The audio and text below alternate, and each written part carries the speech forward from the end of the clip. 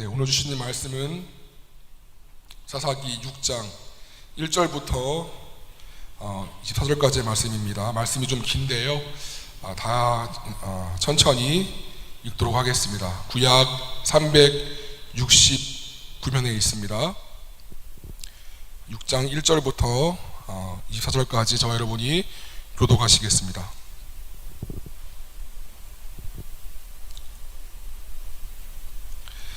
이스라엘 자손이 또 여호와의 목전에 악을 행하였으므로 여호와께서 7년 동안 그들을 미디안의 손에 넘겨주시니 미디안의 손이 이스라엘을 이긴지라. 이스라엘 자손이 미디안으로 말미암아 산에서 웅덩이와 굴과 산성을 자기들을 위하여 만들었으며 이스라엘이 파종한 때면 미디안과 아말렉과 동방 사람들이 치러 올라와서 진을 치고 가사에 이르도록 토지 소산을 멸하여 이스라엘 가운데에 먹을 것을 남겨두지 아니하며 양이나 소나 나귀도 남기지 아니하니 이는 그들이 그들의 짐승과 장막을 가지고 올라와 메뚜기 떼같이 많이 들어오니 그 사람과 낙타가 무수함이라 그들이 그 땅에 들어와 멸하려 하니 이스라엘이 미디안으로 말미암아 궁핍함이 심한지라. 이에 이스라엘 자손이 여호와께 부르짖었더라. 이스라엘 자손이 미디안으로 말미암아 여호와께 부르짖었으므로 여호와께서 이스라엘 자손에게 한 선지자를 보내시니 그가 그들에게 이르되 여호와께서 이같이 말씀하시기를 이스라엘의 하나님 내가 너희를 애굽에서 인도하여 내며 너희를 그 종되었던 집에서 나오게 하여 애굽 사람의 손과 너희를 학대하는 모든 자의 손에서 너희를 건져내고 그들을 너희 앞에서 쫓아내고 그 땅을 너희에게 주었으며 내가 또 너희에게 이르기를 나는 너희의 하나님 여호와이니 너희가 거주하는 아모리 사람의 땅의 신들을 두려워하지 말라 하였으나 너희가 내 목소리를 듣지 아니하였느니라 하셨다 하니라. 여호와의 사자가 아비에셀 사람 요아스에게 속한 오브라에 이르러 상소리 나무 아래에 앉으니라. 마침 요아스의 아들 기드온이 미디안 사람에게 알리지 아니하려 하여 밀을 포도주 틀에서 타작하더니 여호와의 사자가 기드온에 나타나 이르시되 큰 용사여 여호와께서 너와 함께 계시도다 하매 기드온이 그에게 대답하되 오 나의 주여 여호와께서 우리와 함께 계시면 어찌하여 이 모든 일이 우리에게 일어났나이까. 또 우리 조상들이 일찍이 우리에게 이르기를 여호와께서 우리를 애굽에서 올라오게 하신 것이 아니냐 한 그 모든 이적이 어디 있나이까. 이제 여호와께서 우리를 버리사 미디안의 손에 넘겨주나이다 하니 여호와께서 그를 향하여 이르시되 너는 가서 이 너의 힘으로 이스라엘을 미디안의 손에서 구원하라. 내가 너를 보낸 것이 아니냐 하시니라. 그러나 기드온이 그에게 답하되 오 주여 내가 무엇으로 이스라엘을 구원하리이까. 보소서 나의 집은 므낫세 중에 극히 약하고 나는 내 아버지 집에서 가장 작은 자니이다 하니 여호와께서 그에게 이르시되 내가 반드시 너와 함께하리니 네가 미디안 사람 치기를 한 사람을 치듯 하리라 하시니라. 기드온이 그에게 대답하되 만일 내가 주께 은혜를 얻었사오면 나와 말씀하시는 이가 주 되시는 표정을 내게 보이소서. 내가 예물을 가지고 다시 주께로 와서 그것을 주 앞에 드리기까지 이곳을 떠나지 마시기를 원하나이다 하니 그가 이르되 내가 너여 돌아올 때까지 머무르리라 하니라. 기드온이 가서 염소 새끼 하나를 준비하고 가루 한 에바로 무교병을 만들고 고기를 소쿠리에 담고 국을 양푼에 담아 상수리 나무 아래에 그에게로 가져다가 드리매 하나님의 사자가 그에게 이르되 고기와 무교병을 가져다가 이 바위 위에 놓고 국을 부으라 하니 기드온이 그대로 하니라. 여호와의 사자가 손에 잡은 지팡이 끝을 내밀어 고기와 무교병에 대니 불이 바위 위에서 나와 고기와 무교병을 살랐고 여호와의 사자는 떠나서 보이지 아니한지라. 기드온이 그가 여호와의 사자인 줄을 알고 이르되 슬프도소이다 주 여호와여 내가 여호와의 사자를 대면하여 보았나이다 하니 여호와께서 그에게 이르시되 너는 안심하라 두려워하지 말라 죽지 아니하리라 하시니라. 다 함께 읽겠습니다. 기드온이 여호와를 위하여 거기서 제단을 쌓고 그것을 여호와 살롬이라 하였더라. 그것이 오늘까지 아비에셀 사람에 속한 오브라에 있더라. 아멘. 아멘. 네, 기드온을 부르신 하나님이란 제목으로 말씀을 증거하겠습니다. 참 오랜만에 여러분을 이렇게 본당에서 뵙습니다. 참 그동안 물론 비대면으로 우리가 줌으로 예배를 드렸지만 이렇게 비록 인원수는 많이 좀 줄었지만 여러분들과 함께 예배를 드리는 것이 언제나 참 감격이고 저는 참 기쁨입니다. 우리 한번 같이 이렇게 인사해 볼까요? 하나님이 여기에 함께 계십니다. 같이 한번 인사해 봅시다. 하나님이 여기에 함께 계십니다. 저만 바라보지 마시고요, 서로를 바라보시면서 한 번 더, 하나님이 여기에 함께 계십니다. 아멘. 아멘. 네, 이것이 믿어지시기를 바랍니다. 공기가 눈에 안 보이지만 엄연히 존재하는 것처럼 하나님께서 눈에 보이시지 않지만 여전히 우리와 함께 거하신다는 것을, 그리고 예배하는 자의 그 예배를 받으신다는 것을 믿으시기를 바랍니다. 우리는 지금 사사기 말씀을 보고 있지요. 줌 예배를 잘 들으신 분들은 다 아실 것입니다. 우리가 지난주에는 드보라의 선지자의 이야기를 보았습니다. 잠깐 떠올려 볼까요? 드보라 시대에 상대는 그죠? 가나안 왕 야빈이 있었던, 상대는 철병거 900대가 있었던 최정예 기갑부대였습니다. 그리고 여러분 기억나시지요? 이스라엘은 20년간의 수탈에서 제대로 훈련받지도 못한 거의 민병대, 동네 방위대 그런 수준이었습니다. 어느 누가 봐도 지는 싸움이었습니다. 하지만 비가 내리지 않은 건기 때에 그렇게 갑작스런 폭우가 단시간에 범람할 줄을 누가 알았겠으며, 이로 인해 그들이 자랑하는 그 철병거 900대가 그 뻘 속에서 아무런 힘도 발휘하지 못한 채 무용지물이 될지를 누가 알았겠습니까? 그죠 여러분? 하나님은 논리적인 분이시지만 논리를 뛰어넘는 분이십니다. 하나님은 합리적인 분이시지만 합리를 뛰어넘는 분이십니다. 그러므로 우리가 잘 이해되지 않더라도, 잘 우리가 납득되지 않더라도 우리가 잘 아는 것처럼 하나님께서 말씀하실 때 토를 달지 않고 아멘 하는 사람이 가장 강하고 지혜로운 사람인 것을 믿으시기 바랍니다. 그러면 나머지는 우리가 생각할 수 없는 방법으로 하나님께서 다 이뤄가시기 때문입니다.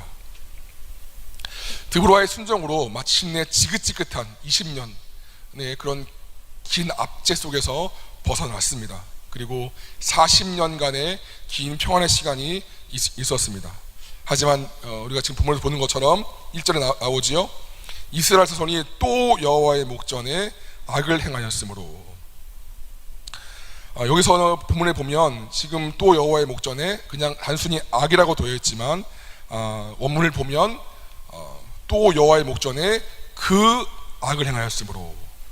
그러니까 뭔가 새로운 죄나 새로운 악보다도 이미 앞선 시대에서 그렇게 반복적으로 행했던 그 악을 또 지었다라고 성경은 증언하는 것입니다. 어떤 것입니까? 제가 지난주에 말씀드렸죠. 들으시는 분들은 두 가지 고질병이었어요. 한 가지는 하나님을 잊어버리는 것, 또 한 가지는 그러므로 가나안 사람들의 삶의 방식을 따르는 것. 이 두 가지가 이스라엘 백성들의 고질병이자 또 그 악이었던 것입니다. 하지만 여러분 오해하지 말기를 바랍니다. 하나님을 잊어버렸다고 해서 이스라엘이 하나님을 기억하지 못하는 것이 아니었습니다. 그들 속에 하나님의 존재가 사라지는 것이 아니었습니다. 그들은 여전히 하나님께 제사를 드렸고요, 하나님의 이름을 불렀고요, 하나님의 그 역사와 기적이 전승되어 이야기되어 오고 있었습니다. 하나님이 분명 그 민족 안에 여전히 있었습니다. 하지만 그들의 중심은, 그들의 마음은, 그들의 삶의 진정한 방향은 하나님이 아니라 가나안의 신, 가나안의 문화, 가나안에 우상이 있었던 것입니다. 그들의 진짜 하나님은 하나님이 아니라 가나안의 신이었던 것입니다. 그래서 제가 계속 반복해서 말씀드리지만 사사기 저자는 마지막 절에 그때 왕이 없는 거로, 왕이 있었지요. 하나님이 여전히 회자되고 있었고 하나님 이름을 알았고 우리처럼 예배를 드렸단 말이에요. 하지만 그때 왕이 없는 거로, 하나님이 계시지 않았다라고 사사기를 평가하고 있습니다. 참 사사기를 제가 묵상하면 묵상할수록 지금 우리의 모습과 같지 않다라고 말할 수 없고, 지금의 한국교회의 모습과 같지 않다라고 말할 수가 없습니다. 우리가 늘 보는 것처럼 이 땅에 수많은 교회와 종탑이 있고 우리는 매주 이렇게 하나님 앞에 예배로, 제사로 그분의 이름을 부르지만 정작 우리 하나님은, 정작 우리의 중심은, 정작 우리의 마음은 세상과 또 그 안에 속한 것이 아닌가라고 돌아보지 않을 수 없다는 것입니다. 우리는 사사기 말씀 앞에서 우리를 지적하시는 그 음성 앞에 정직히 대면해야 할 것입니다. 하나님은 이스라엘을 돌이키시기 위하여서 이번에도 미디안이라는 충격 요법을 사용하십니다. 여러분, 그 미디안은 이스라엘 팔레스타인 땅의 동편에 있었던 조그만 유목 민족이었어요. 이스라엘과는 상대가 안 됐던 그냥 조그만 부족이었어요. 근데 하나님께서 이스라엘을 벌하시려고 하다 보니까 전혀 문제가 아닌 것들을 문제로 키워내셔서 그들을 오히려 제압하는 거예요. 우리가 주님을 떠나 있을 때 전혀 문제가 아니었던 것들인데 하나님은 그것까지도 사용하셔서 우리를 조금 어렵게 하시고 힘들게 하십니다. 왜? 돌아오게 하기 위해서. 그 압제가 얼마나 심한지 이번에는 좀 달랐어요.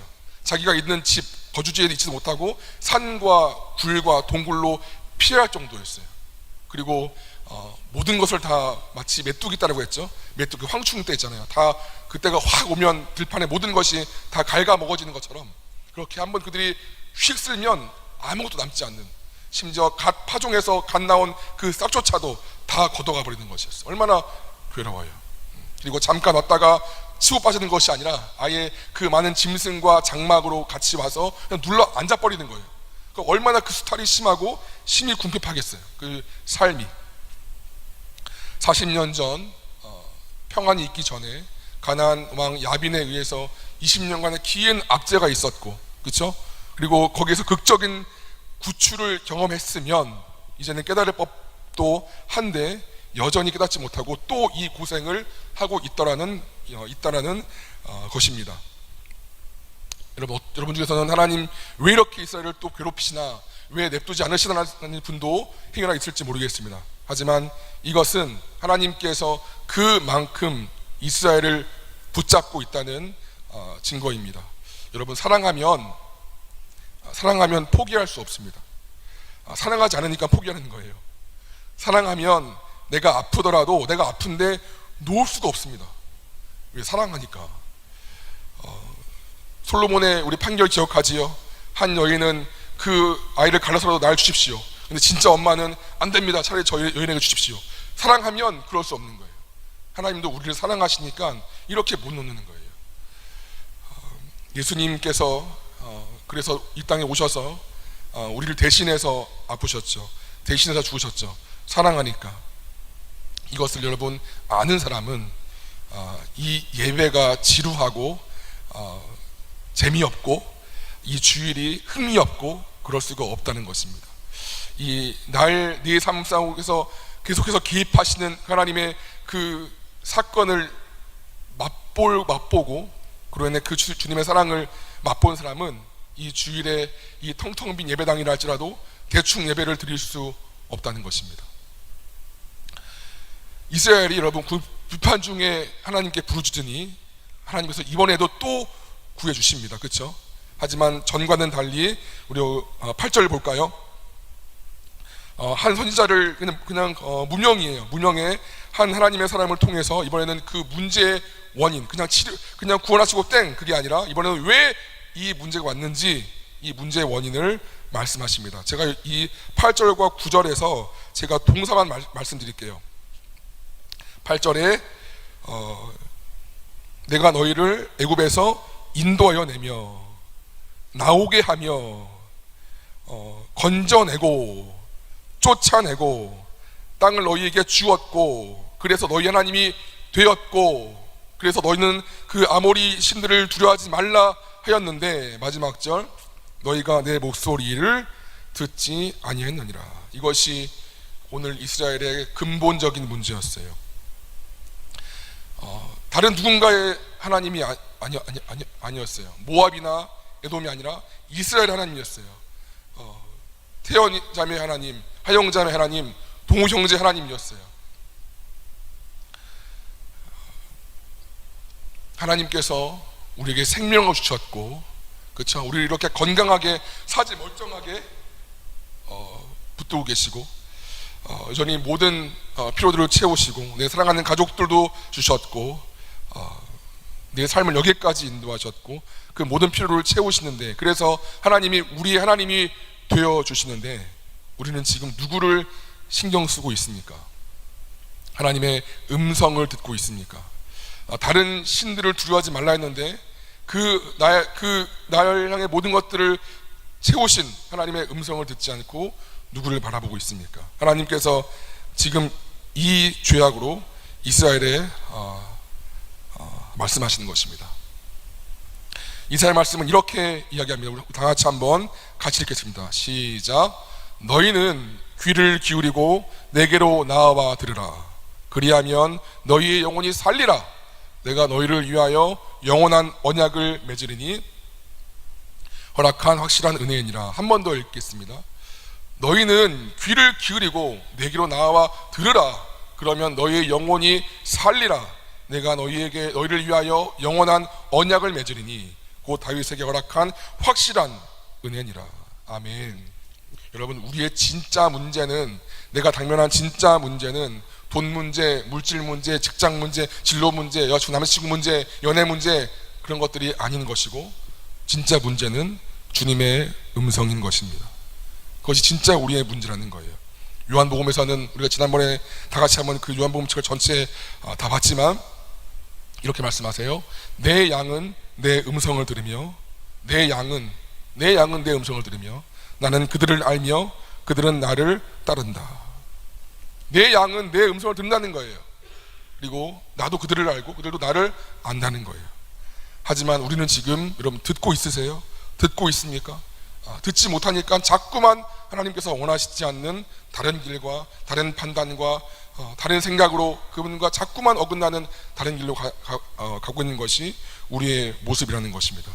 생명길이 있는데 자꾸만 그 양은 분명히 주님의 음성을 듣는다 했는데 우린 주님 양이잖아요. 근데 그 음성을 듣지 못하고 자꾸만 다른 길로 가는 거, 내 기분과 감정을 따라 내 행복의 기준 따라서 그냥 그걸 판단하는 거예요. 그래서 자꾸만 깨지고 문제 생기고 오늘 이스라엘 백성처럼 이렇게 어려움을 겪는 것입니다. 제가 듣는 것의 중요성을 느낀 정말 중요한 사건이 있어요. 제가 군 장교로 초임 장교로 복무할 때 소위였죠. 복무 얼마 안 되어서 그 소대원들을 끌고 연대 차원의 훈련 받은 적이 있습니다. 전투용 헬기와 포병 사격까지 직접 이렇게 연계가 된 되게 큰 훈련이었어요. 제가 그 작전적에서 저희 소대원들과 작전을 하고 있었던 때였어요. 통신기에서 연락이 와요. 모프 1단계를 하라. 신속히 그 지역을 나가라. 여러분, 모프가 뭐냐면 MOPP예요. 군대 다녀오신 분들은 아시겠지만 화생방 그 경보 단계예요. 1단계, 2단계에 따라서 화생방 그 경보 단계에 따라서 보호의와 보호구를 착용하고 가는 걸 말해요. 그러니까 1단계니까 지침하고 있었던 그 방독면을 꺼내서 그걸 쓰고 그 상황에 지금 그 어떤 화생방 상황이 그 지역에 부여됐으니까 빨리 그거를 다 착용을 하고 신속히 이탈하는 것들을 보여주라는 거예요. 근데 제가 이게 지직거려서 모프, MOPP가 들린 게 목표를 했어요. 목표. 그리고 딴 말은 안 들리고 신속히. 목표 신속히. 그러니까 제가 이 얘기만 듣고 신속히 목표로 나가라 이렇게 들은 거예요. 그래서 분명히 그 작전 회의할 때 이런 게 없었는데 라고 의아했지만 뭔가 바뀌었나 싶어가지고 제가 목표로 나아가라고 그래서 무작정 뛰었어요. 저기 앞에 있는 고지를 향해서. 근데 갑자기 막 뛰고 있는데 또 무전기에서 작전 중지 이러시는 거예요. 또 뭐지? 또 섰죠. 뒤에 계시던 저희 이제 상급자가 오시면 막 욕을 하시는 거죠. 야이 독베이비야, 야이 제가 참 못하겠네요. 너 새끼를 다 죽일 거야. 막 이제 막 우리가 막 그런 거 있죠. 아시죠? 네. 그러니까 사형인즉슨 연대 지휘부에서는 모프 1단계를 발동해서 그것들을 이제 쓰고 나서 벗어나는 걸 보여주는 건데, 그 당시 그 좀 더 상황을 연출하기 위해서 그 고지에 실탄이 나고 있어요. 실탄이 우리 위로. 근데 제가 그걸 목표로 듣고 그걸 뛰어가는 미친 짓을 하고 있는 거예요. 저희 소대는 같이. 그러니까는 급하게 그 대장님 대대 지휘본부에서 그걸 보고 웬 소위가 뛰어가고 있으니까 야 중지시켜 그런 거예요. 그래서 제가 중지가 됐죠. 전체 훈련이 다 중지가 된 거예요. 그래서 저는 그 뒤로 그 뒤로 아주 그냥 엄청난 욕을 먹고 되게 힘들었던 그런 기억들이 있습니다. 그 뒤로 제가 군생활 중에서 가장 신경 쓰는 것은 뭐였을까요? 대대장님, 중대장님, 저희 상급자의 그런 지시 사항이었고, 말씀하시는 의도가 늘 저의 제 1순위 그런 신경 쓰는 그런 대상이었습니다. 여러분, 그 실제 전쟁에서는 우리가 잘 따라갔어도 그 지휘를 잘 따라갔어도 지휘관의 판단 미스나 아니면 생각지 못한 돌발 상황 때문에 전쟁에서 승리하지 못하거나 아니면 그 부대가 죽을 수도 있지요. 하지만 하나님께서는 판단 미스라는 것이 없으시고 미처 다 파가지 못하는 그런 돌발 변수가 없다는 것입니다. 그래서 그분의 말씀을 잘 듣고 그분이 말씀하시는 대로 따라가기만 하면 우리가 살 수 있다는 거예요. 귀를 기울여 내게 나와 들으라. 그러면 산다. 근데 귀를 기울이지도 않고 안 들으니까 죽는 거예요. 마치 제가 MOPP가 모프인 것처럼 생각해서 그 실탄이 막 날라오는데 안 한 거야. 제가 뛰어갔던 것처럼. 미친 짓이죠. 다 죽는 거야, 다. 제 소대원들 전부. 우리의 살고 죽음, 우리의 생사 이탈권이 그분께 있음에도 이 전쟁 같은 삶에서 우리는 내가 너무 바쁜 나머지 그분의 통신까지는 신경을 쓸 여유가 없고 나 독고다이로 그냥 뛰어간다는 거예요. 그러다가 총 맞고 피나고 쓰러지고 문제 빵빵빵빵 터진 다음에야, 굳이 겪지 않아도 될 어려움을 겪은 다음에야 그때서야 막 급하게 막 그런 기도 제목을 내놓고 막 능력 있어 보이는 목사님 찾고 이럴 때가 참으로 많다는 것입니다. 너희가 내 목소리를 듣지 아니했느니라. 이것이 이스라엘과 지금 우리의 모든 근본적인 문제의 원인입니다. 귀를 기울이고 내게로 나와 들으라. 그러면 너희가 살리라. 여러분, 제가 질문할게요.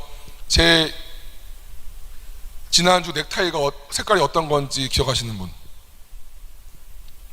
제 지난주 넥타이 색깔이 뭔지 기억하시는 분? 모르시죠? 잘 기억 안 나시죠? 그럼 제가 오늘부터 말씀드릴게요. 제 다음 주 넥타이 색깔과 다음 넥타이를 한번 기억해 보세요. 한번 작정해 보세요. 그럼 기억하실 거예요. 무슨 말이냐면, 우리가 보려고 하면 보입니다. 들으려고 하면 들립니다. 우리가 보이지 않는 이유는, 들리지 않는 이유는 보지 않으려고 하고 듣지 않으려고 하기 때문이라는 거예요. 우리가 거기에 관심 가지면 들리기 시작해요. 전 말씀 들어도 잘 안 들리는데요. 물론 그럴 수 있어요.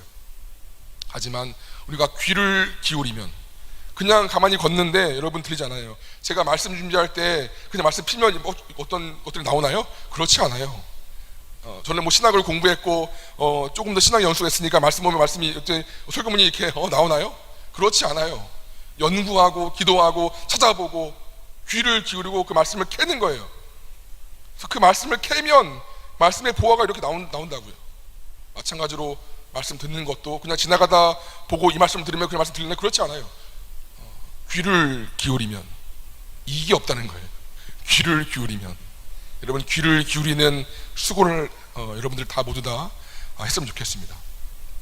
하나님의 음성을 우리의 이 예배를 통하여 또는 이 설교 선포를 통하여 또는 내 누군가의 대화를 통하여 어떤 사건을 통하여 상황을 통하여 끊임없이 말씀하시는, 내 양심을 두드리시는, 내 마음에 부담감을 주시는 어떤 그 음성을 듣는 연습을 하고 그 소통하는 훈련이 되고 점점점 그것이 크게 들리기 시작하면 그때부터 산다는 거예요. 아무리 신앙 연수가 10년, 20년 오래되어도 하나님이 뭘 말씀하시는지, 나에게 뭘 원하시는지, 내가 어떻게 원하시는지 듣는 연습, 그 귀가 안 열리면 그냥 내 혼자 판단하고 그냥 목표를 향해서 달려간다는 거예요.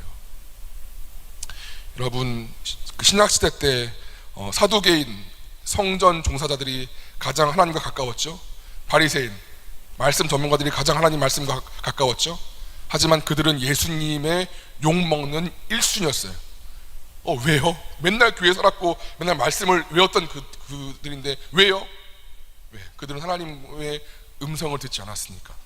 그들은 하나님과 소통하지 못했으니까. 그리고 지 마음대로 지 욕심을 채우면서 하나님의 이름 팔아서 장사했으니까. 여러분, 제가 하나님과 가장 가까울까요? 여러분 중에서? 그건 모르는 거죠. 하나님 보실 때. 하나님과 여러분 가까워지려면 그분의 음성을 들으려고 하고 그분의 역사를 보려고 작정하시고 결단하셔야 된다는 것입니다. 오늘 이스라엘의 문제는 바로 그거였어요. 내가 너희를 건져내었고 너희에게 주었고 다 했고 너희 하나님이 되었는데 너희가 내 음성을 듣지 아니했노라. 여러분들이 하나님의 음성을 들을 수 있는 은혜가 있기를 간절히 기도하겠습니다. 우리 11절을 다 함께 보시겠습니다. 다 함께 읽겠습니다. 11절에 여러분 시작. 여호와의 사자가 아비에셀 사람 요아스에게 속한 오브라에 이르러 상수리 나무 아래에 앉으니라. 마침 요아스의 아들 기드온이 미디안 사람에게 알리지 아니하여 밀을 포도주 틀에서 타작하더니. 하나님께서 이스라엘 구원하시기 위해서 기드온을 찾아갔습니다. 그를 사사로 택하시기 위한 사사로 선택하시기 위해 간 것입니다. 여러분, 문하세 지파는 여러분 그렇게 12지파 중에 큰 지파가 아니었었어요. 그리고 오늘 기드온이 속한 불이 켜졌네요. 속한 이 곳은 그 집안은 그렇게 유명한 집안이 아니었었어요. 오늘 그 보는 말씀처럼 여러분 생각해 보세요. 우리가 밀을 털 때 넓은 마당에서 털어야 잘 털리지요. 그리고 넓은 곳에서 털어야 우리가 많이 털지요.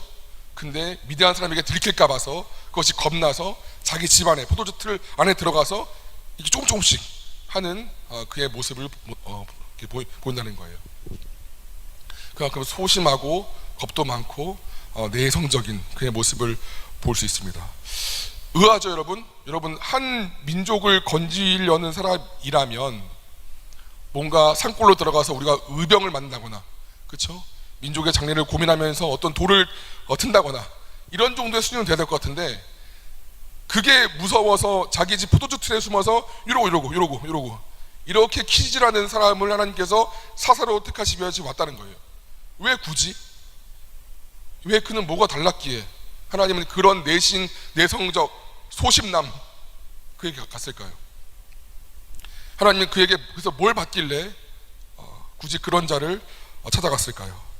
우리 13절을 다 같이 보시겠습니다. 시작. 기드온이 그에게 대답하되 오 나의 주여 여호와께서 우리와 함께 계시면 어찌하여 이 모든 일이 우리에게 일어났나이까? 또 우리 조상들이 일찍이 우리에게 이르기를 여호와께서 우리를 애굽에서 올라오게 하신 것이 아니냐 한 그 모든 이적이 어디 있나이까? 이제 여호와께서 우리를 버리사 미디안 손에 우리를 넘겨주나이다 하니. 여러분 재밌는 말이 있어요. 오 나의 주님. 여러분들 이런 표현 처음 보시죠? 그냥 나의 주님, 나의 하나님 이렇게 하지. 오 나의 주님 이런 표현은 아마 좀 드문 표현일 거예요. 여기서의 오는 우리가 생각하는 그런 감탄의 오가 아닌 것입니다. 이게 지금 개역개정인데 이 번역전이 개역 한글 버전에서는 그냥 오가 없었고 나의 주님이었어요. 나의 주님을 원문으로 하면 삐 아도나이예요. 삐 아도나이. 여기서 삐는 뭐냐면 말하는 사람이 이미 감정이 힘들고 이미 마음이 슬플 때 그 말하는 사람의 그 감정을 표현하기 위해서 상대방의 부르는 사람 그 이름 앞에 붙이는 불변사예요. 개역 한글 버전이 이 B를 표현하지 못해서 개역 개정 버전은 O를 붙인 거예요. 그리고 영어 성경 NIV 버전은 O가 OH가 아니라 but이에요. but 하나님 근데요. 지금 그 표현이에요. 이 표현으로 이미 벌써 이 기도원의 마음이 상한 마음이고 하나님께 뭔가 불편한 마음인 것을 우리가 볼 수 있습니다. 그렇잖아요. 갑자기 여호와의 사자가 드디어 왔는데, 나한테 왔는데 경배하거나 놀라기는커녕 마치 마음의 품못을 다 쏟아낸 것처럼 불만상을 지금 말하고 있습니다. 하나님이 우리 함께 계시는데 어떻게 이런 일이 생길 수가 있습니까? 주님, 제가 출애굽 이야기를 다 들었고 다 알고 있는데 그때 그 이적들은 다 지금 어디 있습니까? 하나님, 우리의 하나님이신데 왜 우리를 미디안 손에 팔았습니까? 그 안에 이미 쌓아놨던 불만들을, 그 마음의 불평함을 지금 말하는 거예요. 보자마자 하나님께 뭐 감사하다, 경배, 그런 다 생략. 늘 그 고민 가운데 있던 사람이었어요. 왜 하나님 우리를 팔았을까? 왜 그 이적이 지금 보이지 않을까? 우리 하나님이신데 왜 우리는 이 모양 입고 그럴까? 그 마음이 있으니까 보자마자 근데 주님 이렇게 말하는 거예요. 자기가 지은, 자기 민족의 죄인 그런 것들은 생각지 않고 지금 겪고 있는 어려움만 말하는 것이 우리와 별반 다를 바 없습니다. 하지만 여러분, 정말 놀라운 것이 있어요. 정말 놀라운 것이 있어요. 정말 놀라운 것은 하나님께서 이런 그의 무지하고 그런 어리석은 것을, 무례한 것을 심지어 믿음이라고 보신 것입니다. 왜요, 여러분? 왜일까요?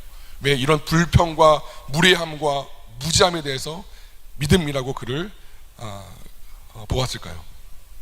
기드온은 여러분 최소한 출애굽을 믿었던 사람이었어요.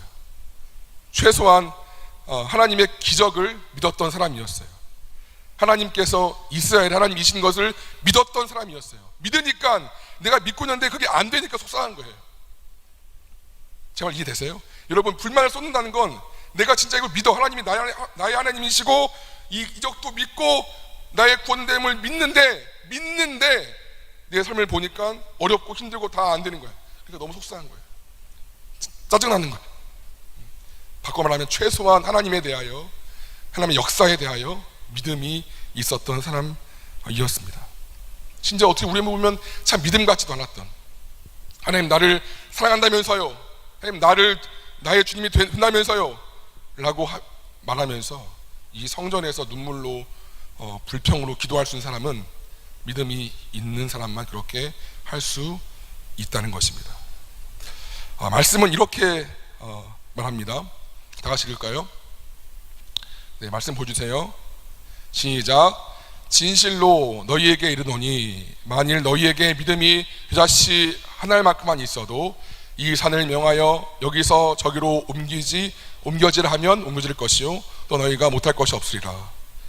여러분, 겨자씨가 엄청 작아요. 일부 아마 들으신 분들은 보셨을 거예요. 엄청 작아요. 여러분, 이게 믿음처럼 보여요? 이게 믿음처럼 보여요? 아니죠. 왜 불만이야? 어디서 감히. 근데 그냥 최소한 그 믿음 같지도 않은 믿음이 있었는 사람이 그것을 믿음으로 봐주신 거예요. 그래서 그를 찾아오셨다고요. 여러분, 석유 기름 있잖아요. 거기에서 불을 붙일 때 큰 불이 필요 없어요. 활활 불이 필요 없습니다.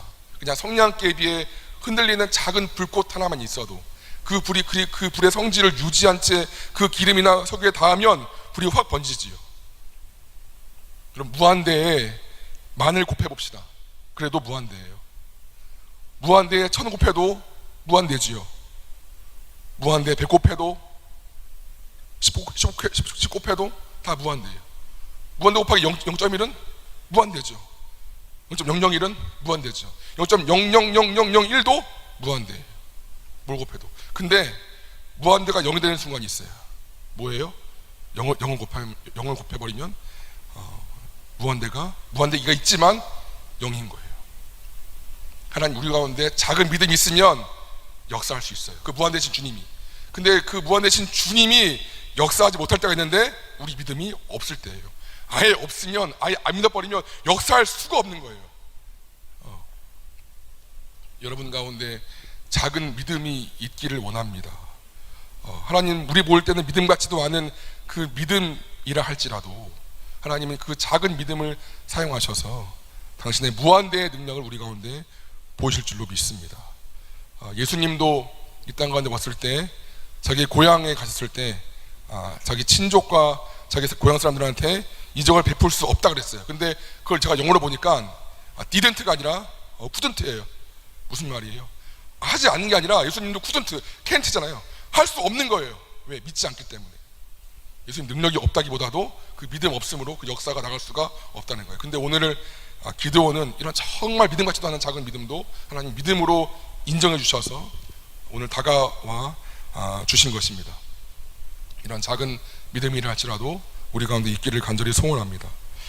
우리 12절을 다 함께 읽겠습니다. 12절이요 시작. 여호와의 사자가 기드온에게 나타나 이르시되 큰 용사여 여호와께서 너와 함께 계시도다. 여러분 큰 용사여라고 그랬어요. 근데 우리 봤지만 기드온이 큰 용사인가요? 원문 보면 강한 용사라고 그랬어요. 강한 용사인가요? 그렇지 않죠. 근데 왜 하나님은 그를 그렇게 불러주셨을까요? 그를 격려하시기 위해서? 그를 좀 세워주시기 위해서? 왜냐하면 그 다음 절이 있습니다. 여호와께서 너와 함께 계시도다. 하나님께서, 그 강하신 하나님께서 그와 함께 하시기로 결정하셨기 때문입니다. 그것밖에는 딴 이유가 없습니다. 여러분 기억하세요. 인간의 가치를 결정하시는 이는 오직 하나님이십니다. 인간의 가치를 결정하시는 이는 오직 하나님이신 것을 믿으시기 바랍니다. 여러분 신자가 세상의 소금과 빛이 되는 이유는 신자가 뭔가 잘나서, 신자가 뭔가 그래도 좀 더 윤리 도덕적이어서, 신자가 좀 더 거룩해 보여서가 아닙니다. 전혀.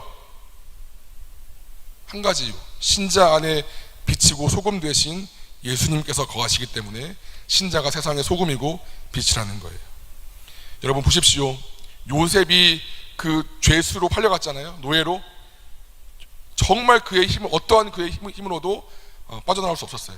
그런데 하나님께서 그를 높이시니 단번에 그가 애굽의 2인자가 되었고 당시 고대 근동에서 가장 힘이 있는 그런 사람이 되었습니다. 하지만 바벨론의 왕 있죠. 느부갓네살 왕이라고 있는데 그 왕인 당시 가장 바벨론의 최전성기를 구가하던 왕이었어요. 근데 하나님이 그를 동물처럼 만들어버려요. 생각을. 그래서 7년 동안 그가 왕궁에 있지 않고 마치 동물처럼 그런 풀을 먹고 막 손발톱 다 길고 머리가 길고 마치 동물같이 된 처럼 이렇게 사는 장면이 나와요. 인간의 가치는 하나님이 정하십니다. 말씀은 이렇게 증언합니다. 사무엘상 말씀입니다. 말씀 보여주세요. 여호와는 가난하게도 하고 부하게도 하시며 낮추기도 하시고 높이기도 하시는도다.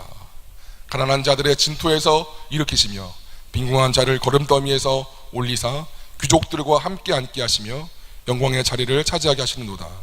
땅의 기둥들은 여호와의 것이라 여호와께서 세계를 그것들 위에 세우셨도다. 여러분 하나님께서 인간을 높이시고 인간을 낮추십니다. 그러니 제가 드리고 싶은 말씀은 세상이 말하는 나에 대해서 또 내가 느끼는 나에 대해서 보다도 하나님께서 말씀하시는 나의 존재에 집중하십시오. 세상이 말하는 나, 너는 어떠해, 너는 뭐가 안 돼, 넌 그런 사람이야 라는 말 말고 내 안에 올라오는 스스로 느껴지는 여러 가지 것들 말고 참된 나의 권위가 되어주시는 하나님께서 나에게 뭘 말씀하시는지 그것만 집중하십시오. 여러분 예를 들어서 어떤 사람이 저에게 너는 멍청이야, 바보야 라고, 너는 루저야 라고 저한테 했다고 칩시다. 근데 제가 그 말을 듣고 그래 나는 바보야, 멍청이야, 나는 안 될 놈이야 라고 한다면 나는 그걸 말하는 그 사람을 나의 권위자로 인정하는 것입니다. 그렇죠? 너는 뭐 XX야 라고 하면 그 XX를 내가 동의하고 거기에 의견을 합하면 그걸 말하는 사람은 나의 권위자로 내가 수용하는 거예요. 왜 굳이? 왜 세상을 나의 권위자로 삼고 올라오는 그런 마귀적인 것들을 나의 그런 권위로 삼지요? 그렇지 말라는 거예요. 너는 큰 용사야 라고 하면 진짜 기드온은 큰 용사가 맞다는 거예요. 우리 보면 참 소심하고 아니고 그런 사람인데 하나님이 너는 큰 용사라고 하면 그가 큰 용사가 맞는 거예요. 왜? 하나님이 우리의 진짜 권위자이시니까. 그러므로 여러분들 하나님이 뭘 말씀하시는지, 나의 진짜 권위가 되신 분이니 뭘 말씀하시는지 그것에 귀를 기울였으면 좋겠습니다. 그것만이 진짜라는 거예요. 내 안에 올라오는 패배감, 내 안에 올라오는 열등감, 어떤 교만한 것들, 어떤 거짓된 것들에 속지 말라고요. 그거는 주님이 주신 것이 아니기 때문에 대부분 이 성경에서 나에게 뭘 말씀하신, 너는 나의 자녀야, 너는 나의 기쁨이야, 너는 나의 가장 귀한 아들, 딸이야, 너는 나의 소망이야 가, 그럼 그 말이 진짜죠. 그잖아요. 너는 큰 용사야, 그게 진짜지. 왜 너는 나는 안 돼, 나는 힘들어, 나는 뭐 스펙도 안 되고 좀 안 돼, 그래 난 안 되는 사람이야. 그 말은 너의 권위가 아니라고요. 하나님의 권위를 받아들이시고 그 말씀에 집중하셨으면 좋겠습니다. 네, 시간 지나서 제가 좀 말씀을 줄이겠습니다.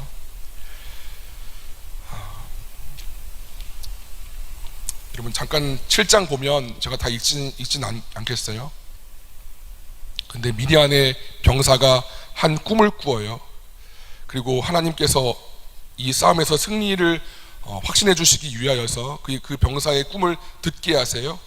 그 병사의 꿈인즉 한 보리떡이, 우리 말하면 개떡 그냥 편하게 먹을 수 있는 개떡이 장막, 자기 부대 장막으로 막 오는데 불러오면서 장막을 다 깨어 부수는 그런 꿈이었어요. 어떤 걸까요? 이 보리떡은 기드온 스스로의 자신의 그런 자아상이에요. 아무도 귀하게 보지 않고 천한 그런 보리떡 같은 나의 모습이었어요. 근데 그 꿈을 들은 친구의 말을 들으니 그것을 듣고 이것은 기드온의 칼이다 라고 이렇게 번역을 해요. 여호와의 칼인 거죠. 나는 나를 보리떡같이 봐요. 근데 하나님은 나를 여호와의 칼이라 부르는 거예요. 지금 그 말씀하시는, 너 기드온 두려워하지 마. 여러분 13만 5천 명이거든요. 그리고 300명이에요. 제가 보니까 450대 1 싸움이에요. 말이 돼요 여러분? 450대 1 싸움은 당연히 지는 싸움이에요. 근데 승리했다고 어이없게 나는 나를 보리떡같이 봐요.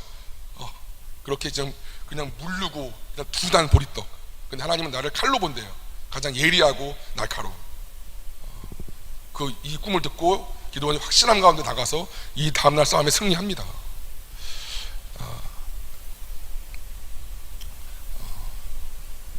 우리는 다 기드온 같죠. 평범하고 의심하고 두렵고 비교하고 감추려고 그러고. 근데 하나님, 우리 안에 작은 믿음이 있으면, 아예 영 말고 작은 믿음이 있으면 그것을 귀하게 바라봐 주셔서 마치 작은 겨자씨가 큰 나무를 이루는 것처럼 그를 사용하시고 450대 1의 싸움, 말도 안 되는 싸움에서 승리하시는 주역이 되게 하실 줄로 믿습니다. 제가 잘나서 여기서 말씀 전하나요? 아니요. 저는 늘 두려워요. 이 어떤 복음을 증거할 때. 하나님 붙으시니까 말씀을 전하고 이렇게 증거하는 것입니다. 우리가, 여러분 오해하지 마세요. 제 마지막 메시지예요. 내가 어떤 잠재성이 있었는데 그 잠재성을 몰랐다가 내 것이 개발되어서 하는 것이 아닌 것이에요. 마치 내 안에 100이 있었는데 내가 30밖에 몰랐는데 어떤 그것이 개발되어서 하는 것보다도 순전히 제로에서 하나님께서 함께 하시기 때문에 그 존재가 바뀐 거예요. 아예 바뀐 거라고. 어떤 잠재력, 어떤 가능성, NO! 우리는 무슨 가능성? 이전 것은 지났으니 보라 새 것이 좋다. 어떤 원래 중고인데 그걸 잘 고쳐서 더 좋은 중고 말고 완전 새 거라는 거예요. 새 거. 하나님께서 우리와 함께 하시면 어떤 잠재성, 내 안에 어떤 가능성 아니에요. 그런 거 아니에요. 하나님 나와 함께 하시면 보리떡이 칼같이 변하는 그런 은혜가 있는 줄로 믿습니다. 말씀을 정리할게요. 이스라엘이 고난당하는 이유는 하나님을 듣지 않기 때문이었습니다. 문제는 여러분 주님의 음성입니다. 그 음성은 그냥 들리지 않습니다. 귀를 기울이는 수고를 하고 연습과 훈련을 해야 들리면 제대로 살 수 있다는 것입니다. 두 번째, 하나님은 기드온의 그런 슬픔과 불평도 믿음으로 받아주셨습니다. 작은 믿음, 작지만은 그 아주 작은 믿음이 기도원이 택함 받은 이유였습니다. 우리 안에 이 작은 믿음이 있기를 간절히 기도합니다. 세 번째, 기도원은 보리떡이었습니다. 그러나 하나님은 그를 큰 용사로 부르시고 여호와의 칼로 사용하십니다. 여러분, 빛이 있으라면 빛이 있고 그 빛이 진짜 빛을 발하는 것처럼 하나님이 나를 부르시면 그것이 곧 내 존재이고 존재로서 기능하는 것입니다. 내 인생의 가치는 진정한 권위자이신 하나님께서 결정하신다는 것을 기억하고 하나님 앞에 온전히 서 있는 거룩한 백성 되기를, 이 은혜가 우리에게 있기를 간절히 축원합니다. 아멘.